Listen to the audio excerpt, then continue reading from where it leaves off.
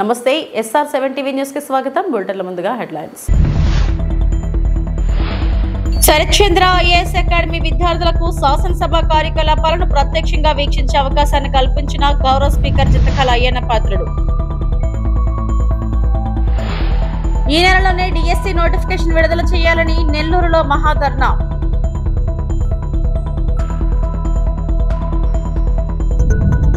Nomination దాఖలు చేయనున్న Dasoju Shravan.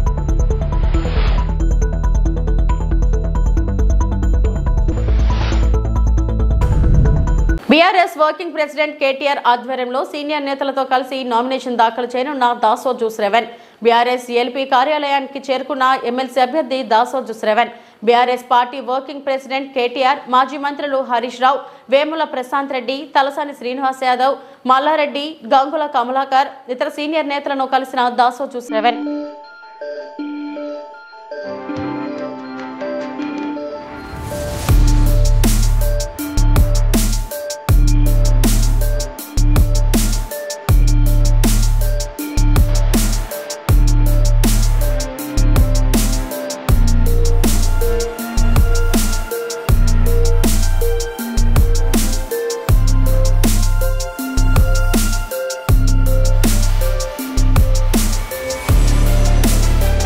Sarathchandra IAS academy విద్యార్థులకు శాసనసభ కార్యకలాపాలను ప్రత్యక్షంగా వీక్షించే అవకాశాన్ని గౌరవ స్పీకర్ చింతకాయల అయ్యన్న పాత్రుడు కల్పించారు.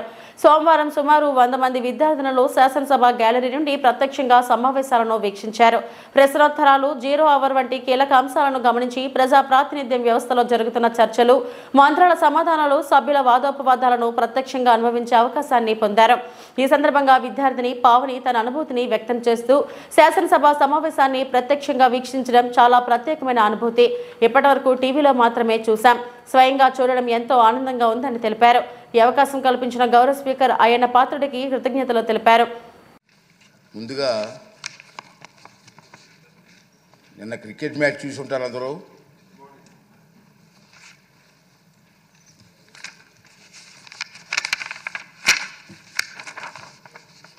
దాని గురించి సభలో champions trophy cricket tournament cup గెలుచుకున్న భారత క్రికెట్ జట్టుకు నా తరపున, ఈ సభ తరపున, తెలుగు ప్రజల తరపున శుభాకాంక్షలు తెలియజేస్తున్నాను.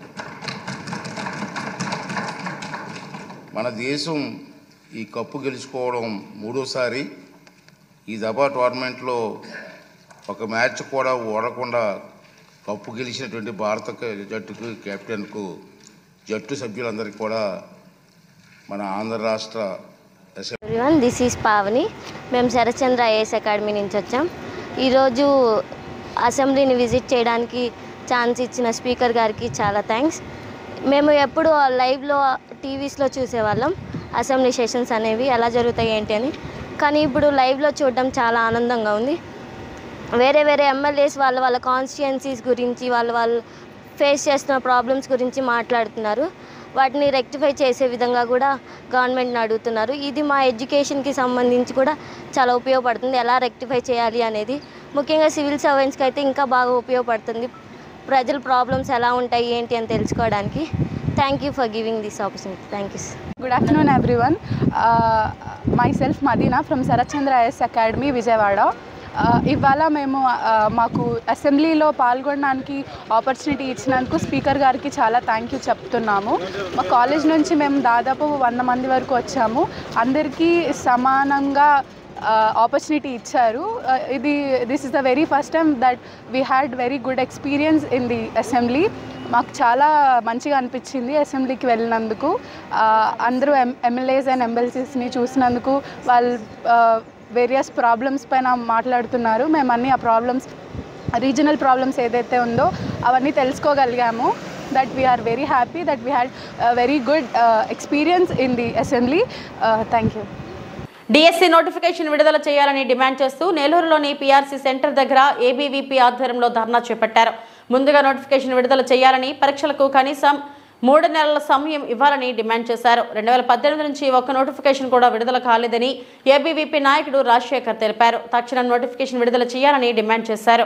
ఎలాంటి ఇబ్బందులు అంటే సార్ మాది ఇప్పుడు 2019 కంప్లీట్ అయిపోయినప్పటి నుంచి అప్ టు ఇప్పుడు వరకు ఎక్కడైనా జాయిన్ అవ్వాలంటే జాయిన్ అవ్వలేకపోతున్నాం. అంటే ప్రైవేట్ లో జాయిన్ అవుతాం, మళ్ళీ నోటిఫికేషన్ ఇస్తానంటాడు, మళ్ళీ మేము కోచింగ్ సెంటర్లకి రావాల్సి వస్తుంది. ఈ విధంగా అటు వర్క్ చేసుకోలేకపోతున్నాం, ఇటు కోచింగ్ సెంటర్ లో ప్రశాంతంగా మేము చదవలేకపోతున్నాం.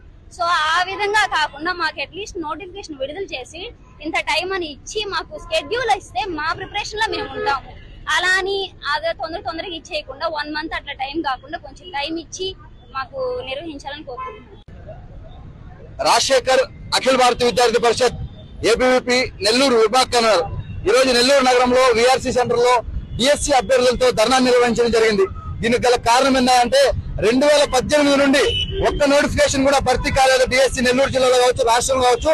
2014 నోటిఫికేషన్ తర్వాత 2024 సుమారు 10 సంవత్సరాలు గడుస్తున్నప్పుడు కూడా ఒక్క నోటిఫికేషన్ కూడా ఇవ్వకుండా 2 ప్రభుత్వాలు కళ్ళబొల్లి మాటలు చెప్పి అధికారాన్ని అనుభవించారు తప్పించి నిరుద్యోగ యువతకు కావచ్చు, డిఎస్సీ ప్రిపేర్ అయ్యేటువంటి అభ్యర్థులు కావచ్చు ఏ ఒక్క హామీని కూడా నెరవేర్చినటువంటి పరిస్థితి రాష్ట్రంలో కనపలేదు.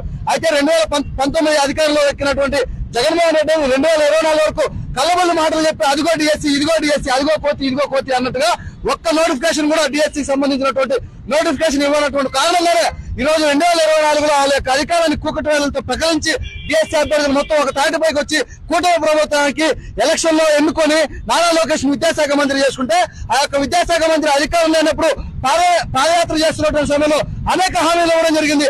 ఆ యొక్క ఇచ్చినటువంటి అనేక హామీల్లో నేను అధికారంలోకి వస్తే, మా యొక్క ప్రభుత్వ అధికారంలోకి వస్తే మా చంద్రబాబు నాయుడు ముఖ్యమంత్రి ఎవరైతే ఉన్నారో మొదటి సంతకం డిఎస్సీ పైన పెడతా ఉన్నారు. నిజమే పెట్టారు, కానీ ఆ యొక్క ఆచార రూపంలో మాత్రం డిఎస్సీ అమలు మాత్రం నత్తనడుగానే సాగుతుంది అని చెప్పేసి ఏబీవీపీ ఆరోపిస్తోంది. ఎన్నోసార్లు నోటిఫికేషన్ ఇస్తున్నామని చెప్తున్నారు తప్పించి ఎగ్జామ్ మాత్రం కండక్ట్ చేయనటువంటి పరిస్థితి ఈరోజు రాష్ట్రంలో కనబడుతోంది. ఎంతో మంది మధ్య తరగతి పేద విద్యార్థులు ఫీజులు కట్టలేక హాస్టల్లో ఉండలేక నగరానికి వచ్చి చదువుకున్నటువంటి పరిస్థితిలో ఈ రోజు మీరు ఆ వర్గీకరణ అని చెప్పి, ఈ వర్గీకరణ అని చెప్పి, కోర్టు కేసులు అని చెప్పి, కళ్ళబొల్లి మాటలు చెప్పి కాలాన్ని వెల్లబుచ్చుతున్నారు తప్పించి ఈ యొక్క డిఎస్సీకి సంబంధించినటువంటి నిజమైన అభ్యర్థులకి న్యాయం దక్కే విధంగా ఏ ఒక్కరు కూడా ఈ యొక్క రాష్ట్రంలో ఉన్నటువంటి అధికారులు స్పందించినటువంటి పరిస్థితి. కాబట్టి విద్యాశాఖ మంత్రి నారా లోకేష్ గారికి ఒకటే చెప్పుకున్నాం, ప్రతిపక్షంలో ఉన్నప్పుడు కనబడినటువంటి డిఎస్సీ వారి బాగా అధికార పక్షానికి వచ్చిన తర్వాత ఎందుకు కనబడట్లేదని చెప్పేసి నారా లోకేష్ గారిని డిఎస్సీ అభ్యర్థుల తరపున ఏబీ ప్రశ్నిస్తోంది. కాబట్టి వెంటనే మీ యొక్క ముద్రను తెలివి అనేకమైనటువంటి స్టేట్మెంట్లు ఇస్తా ఉన్నారు, ముఖ్యమంత్రి కావచ్చు, విద్యాశాఖ మంత్రి కావచ్చు. కానీ అవి నిజ రూపంలో ఆచరణలో పెట్టే విధంగా ఏబీవీపీ డిమాండ్ చేస్తోంది, డిఎస్సీ అభ్యర్థులు డిమాండ్ చేస్తుంది. కాబట్టి త్వరితగతిన డిఎస్సీ అభ్యర్థులకి డిఎస్సీ నోటిఫికేషన్ ఇచ్చి వెంటనే ఒక డిఎస్సీ ఎగ్జామ్ కండక్ట్ చేయాలని ఏబీవీపీ డిమాండ్ చేస్తా ఉంది.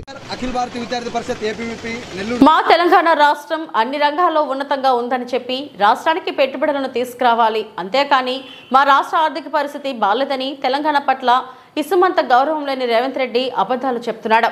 సంక్షేమ పథకాల అమలును తప్పించుకోవడానికి ఇలాంటి దరిద్రపు మాటలను మాట్లాడుతున్నాడని ఎమ్మెల్సీ కల్వకుంట్ల కవిత ధ్వజమెత్తారు.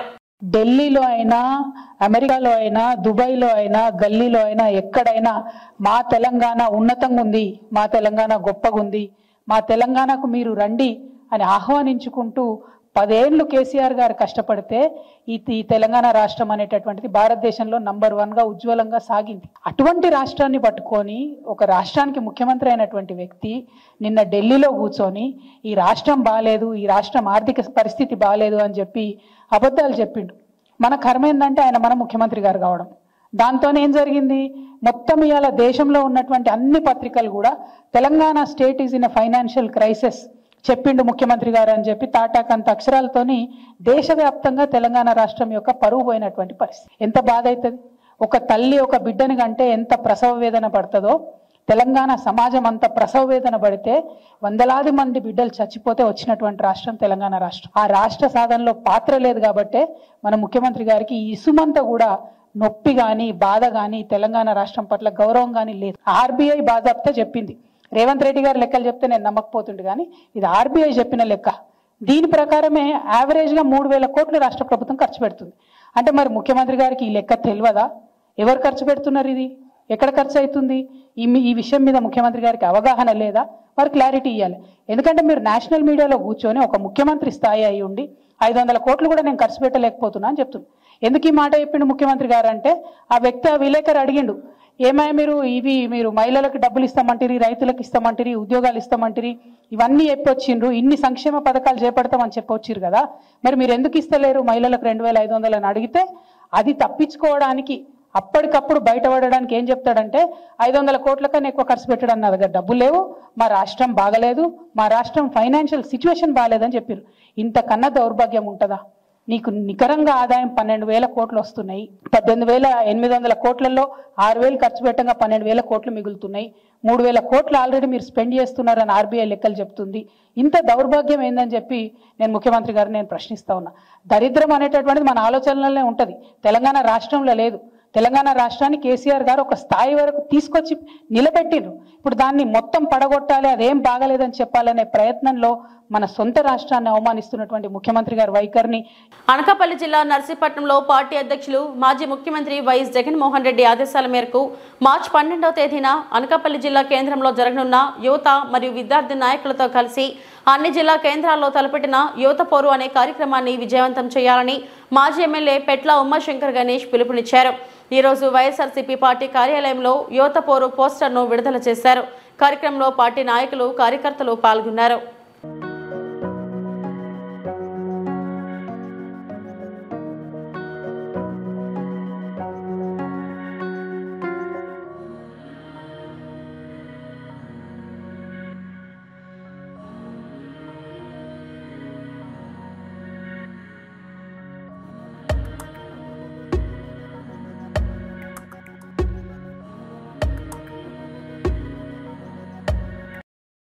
ఉక్కులో కాంట్రాక్ట్ కార్మికుల అక్రమ తొలగింపులు ఆపకపోతే నిరవధిక సమ్మె తప్పదని అఖిలపక్ష కాంట్రాక్ట్ కార్మిక సంఘాల నాయకులు ఉక్కు యాజమాన్యాన్ని హెచ్చరించారు.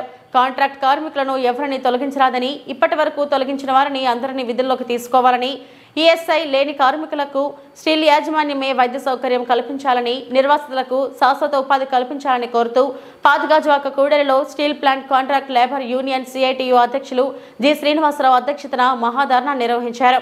కార్యక్రమంలో నాయకులు మంత్రి రాజశేఖర్, అయోధ్యరాం, డి ఆదినారాయణ మాట్లాడుతూ ఉక్కు ఉత్పత్తిలో గత 30 సంవత్సరాలుగా పనిచేస్తున్న కార్మికులను తొలగించడం అన్యాయమన్నారు.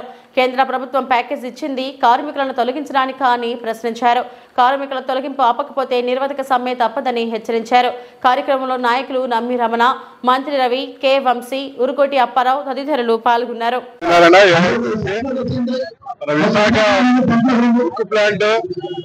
రాష్ట్రంలోని చాలా పోరాటాలు చేస్తున్న పార్టీని ఇవాళ కేంద్రంలో బీజేపీ 2001లో పూర్తిగా అమ్మేస్తామని చెప్పేసి నిర్ణయం చేసి వారు మళ్ళా రెండోసారి అధికారంలోకి వచ్చిన తర్వాత రాష్ట్రంలో ప్రభుత్వం కూడా విశాఖపట్నం స్టీల్ ప్లాంట్ ఎన్నికలు రక్షిస్తామని చెప్పారనమాట.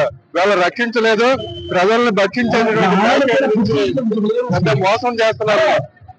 మోసానికి అంగీకరించేది లేదు. ఈ రోజు ఊరికినే వచ్చింది కాదు, ఆంధ్రప్రదేశ్ స్టీల్ ప్లాంట్ ని విశాఖ ఉక్కు దేశంలో ప్రతిష్టాకరణ స్టీల్ ప్లాంట్ ని ఇవాళ కేంద్ర ప్రభుత్వం ఆంధ్రుల మీద అక్కసుతోనే ఈ స్టీల్ ప్లాంట్ ని మూసేయాలి, అమ్మేయాలి. ఆదానికి పోర్టుకి సంబంధించిన ఆ స్థలం కోసం స్టీల్ ప్లాంట్ చేస్తున్నారు. ఇంతమంది ఆకలి పోరాటం 4.5 సంవత్సరాల కాలం అన్నమాట. ఈ పోరాటం మీరు అనుకుంటున్నారు ఇవాళ మరి అంతిమ తీసుకొచ్చారు.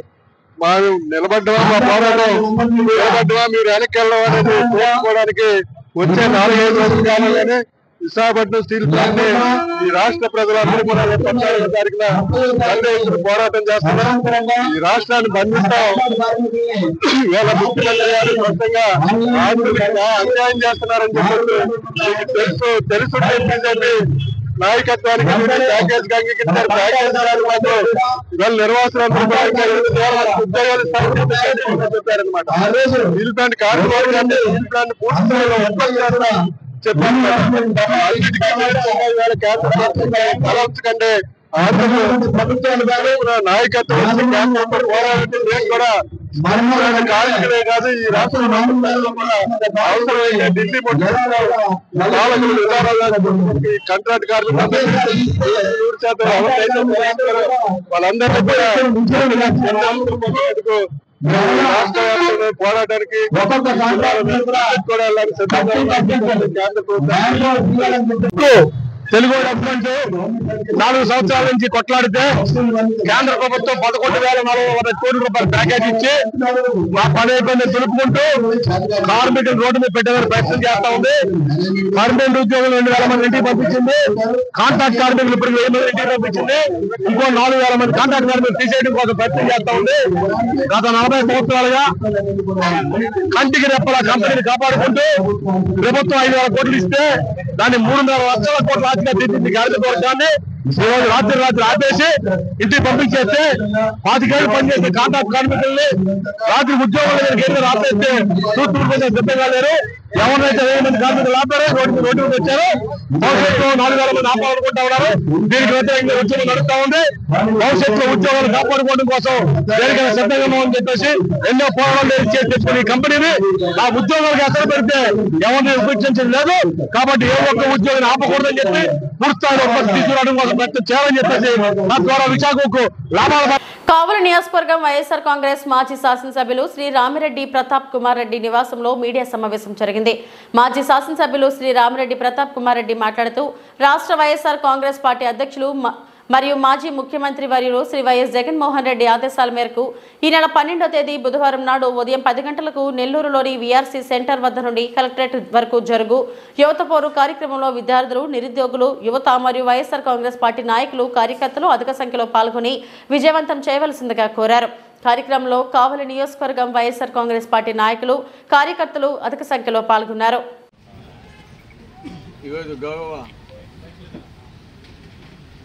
వైఎస్ఆర్ కాంగ్రెస్ పార్టీ అధ్యక్షులు, మాజీ ముఖ్యమంత్రి వర్యులు శ్రీ వైఎస్ జగన్మోహన్ రెడ్డి గారి ఆదేశాల మేరకు మన యువత పోరు కార్యక్రమాన్ని 12వ తారీఖు నెల్లూరు పట్టణంలో నిర్వహిస్తున్న సందర్భంగా ఈరోజు ఈ కార్యక్రమాన్ని ఏర్పాటు చేయడం జరిగిందని కూడా మీ అందరికీ తెలియజేస్తున్నాను. ముఖ్యంగా గత 24 ఎన్నికల్లో